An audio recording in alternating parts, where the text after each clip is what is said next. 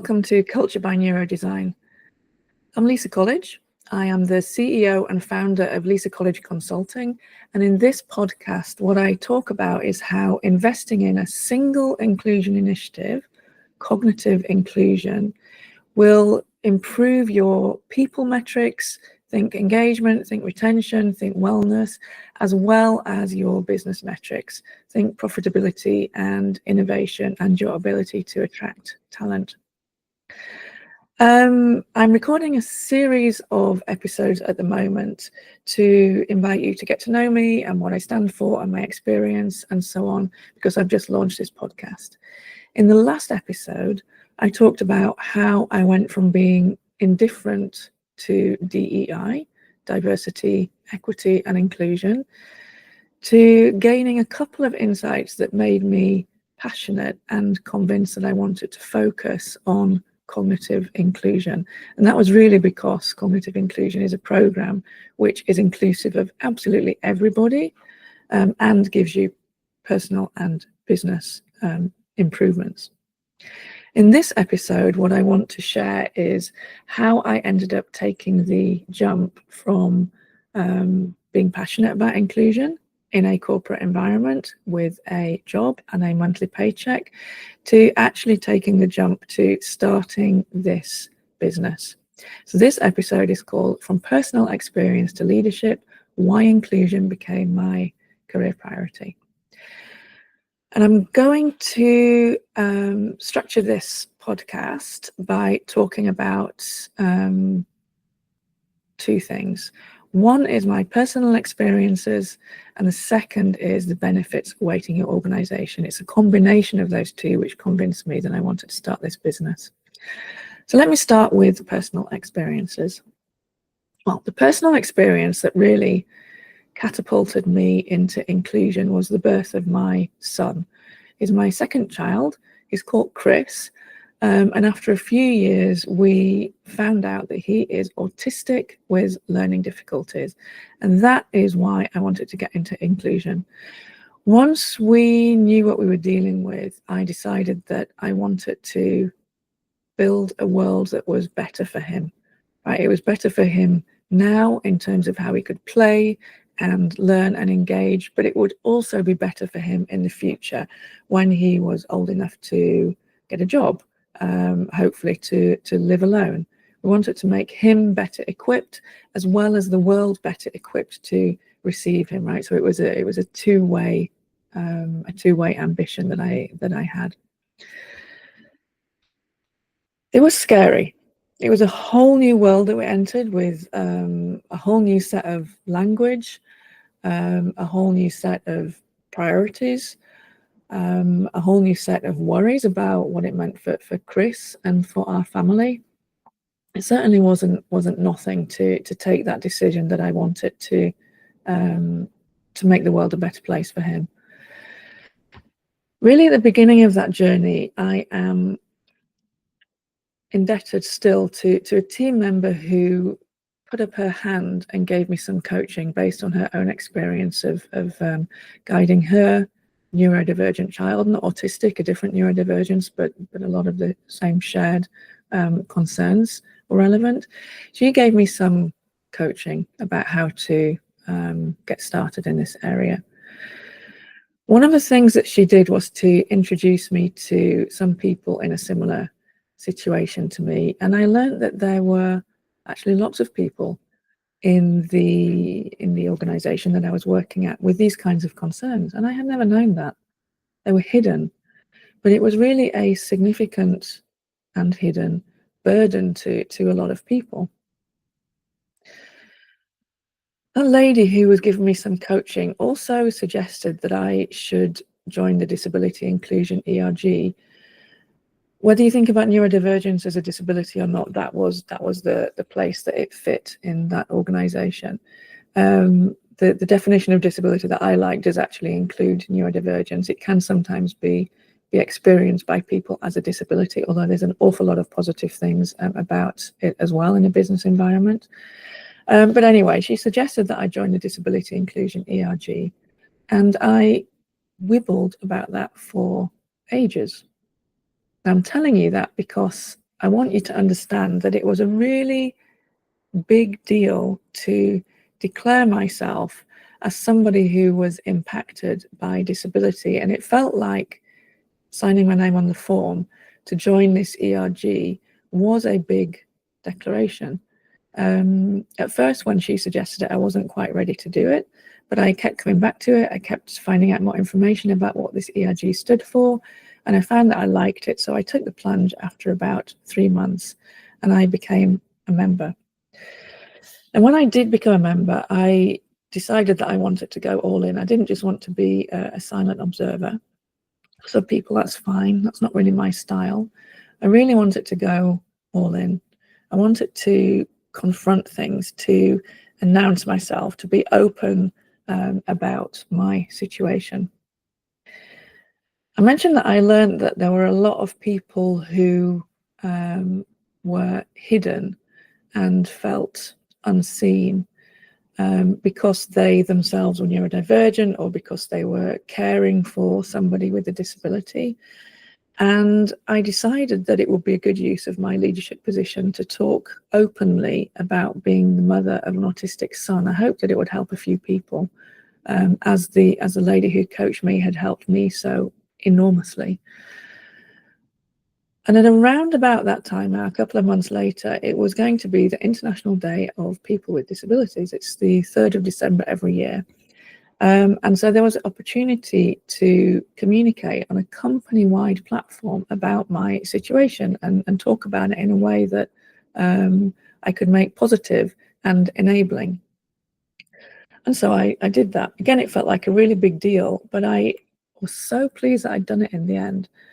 The magnitude of the response that I received from really a pretty short post, which was published with posts from other people about disability and that company, the magnitude of the response was incredible to me. So many people approached me and said, you know, we're so happy that you're talking about neurodivergence or disability. Sometimes people were impacted themselves. Sometimes they were caring for people.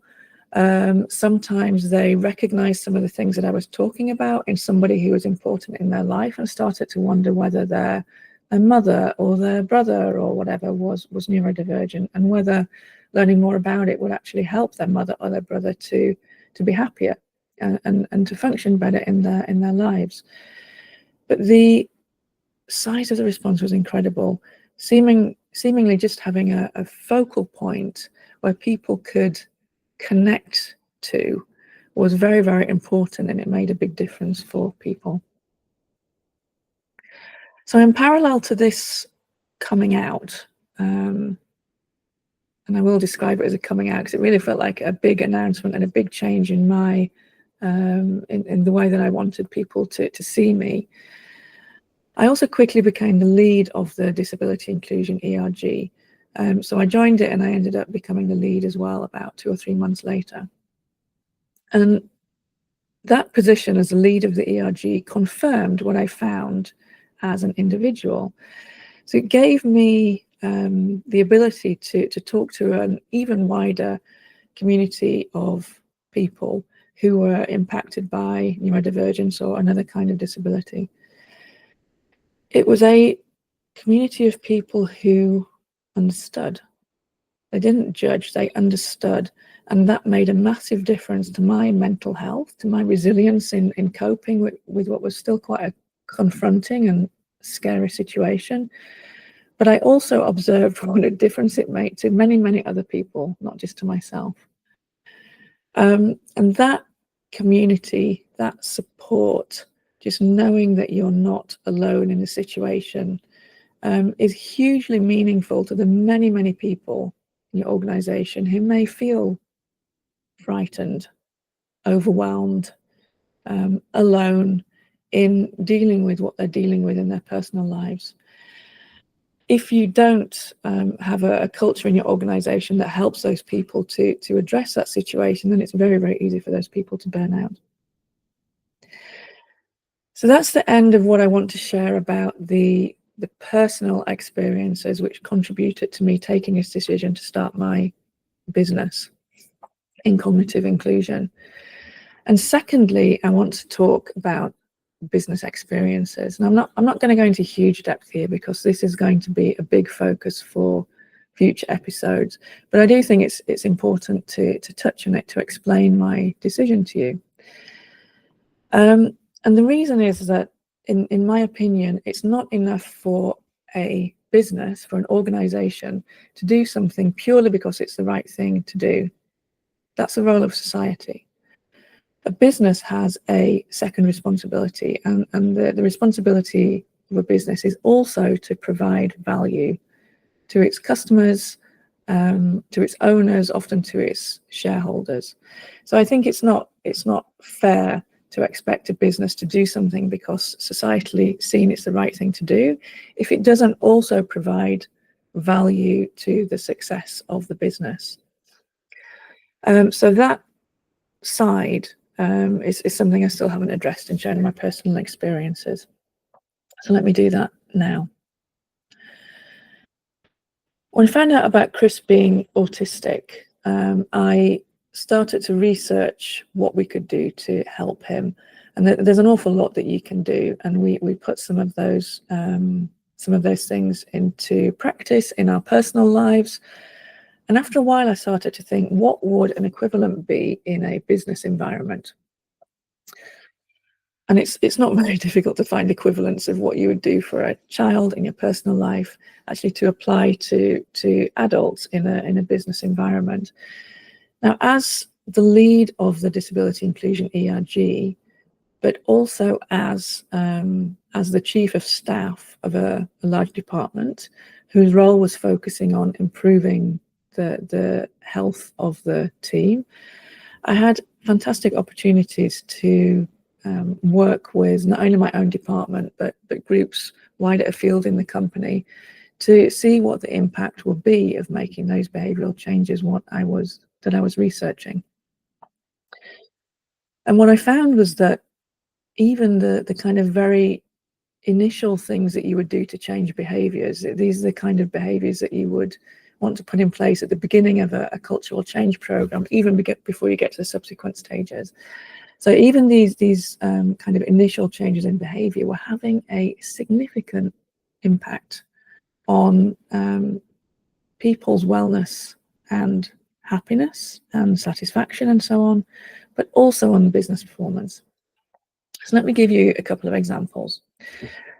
The first example is in how we ask for feedback. And it's quite common in a departmental meeting to say, let me know what you think, and you expect people to speak up, say, hey, this is what I think. And this is a great start, but this is not inclusive of all cognitive styles. Some people prefer to think for a lot before they feedback. Some people prefer to feedback in writing rather than speaking. It's not even only cognitive inclusion. Some people might just not be able to attend your departmental meeting, but still want to be able to feedback. So, asking for feedback is a good example of a behaviour which you can change. In the departmental meeting itself, of course, some people like to feedback by saying something, but we also started to offer the option for people to feedback in the chat, and making sure that we saved the chat and also took that into consideration in the work that happened after the meeting. We made sure that people knew that they could feedback via their manager and into the management team, and we reserved time and made sure that everybody knew that we reserved time in our management team meetings to discuss the feedback that we've got, and to adjust what we knew and to make any changes to plans if that was needed.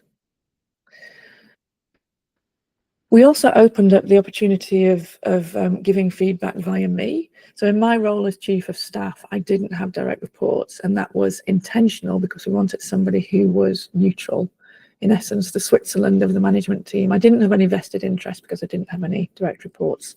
No vested interest beyond the entire team functioning well. So I was almost kind of a safe haven. So we made it be known that people could feedback via me. And if people really wanted to feedback something that they were worried about, being associated with. They could feedback via anonymized online mechanisms. So there's multiple ways of allowing people to give feedback. That's all motivated by thinking about different cognitive styles. It's cognitively inclusive. And the result was that we got much more comprehensive feedback, much more constructive feedback, and the programs that we were able to design as a result of that feedback were much, much stronger than they otherwise would have been. The second example I'll share is the example that I'm sure many of us know of trying to do more with a fixed resource. And this was a real headache at the time. And one way that we did that was by emphasizing skills that people had more than their job title. So a focus on people's skills meant that there was more than one person in any one team, often, who could contribute to a particular task. If you look at the role of somebody in a team, there's one person with a particular role, so all of the tasks relating to that role will go to that person. But actually, because of people's past roles and past experiences, and sometimes because of their hobbies in their personal lives, more people than one were able to contribute a particular skill. And emphasizing skills rather than the role meant that automatically expanded the people who could do any one thing.